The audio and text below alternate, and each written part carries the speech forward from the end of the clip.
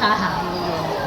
我好中意呢個 Nothing 嘅 3A 嘅耳機啦，因為我知道咧呢一隻色粉紅色係新出嘅，然後我本身就已經係一個幾有少女心嘅人啦，所以我就 first pick 就係呢個粉紅色嘅耳機啦。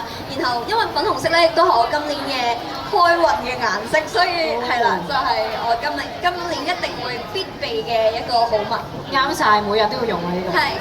我揀咧都係揀呢個新出嘅黃色啦，因為其實我自己本身穿搭都好中意 street 同埋好中意 retro 嘅花衣，我覺得黃色佢係超級無敵襯到呢樣嘢嘅，所以我覺得黃色係好顯著，可以總之 enhance 到我成個 outfit 咯。特別係今日都好襯你喎，藍色配搭。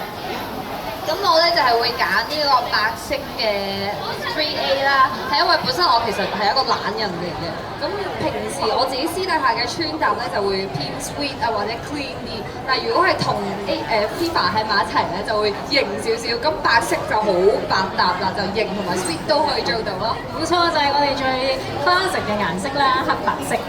我 feel 到啱啱 Macy 想 Q 我，佢話 Ada 會比較型。咁咧就係因為平時咧我都係中意着一啲皮嘅衫啊，或者皮即係孭皮嘅袋啦。咁所以其實黑色咧係我嘅 first pick 嚟嘅，因為我會覺得其實黑色係非常之型格啦。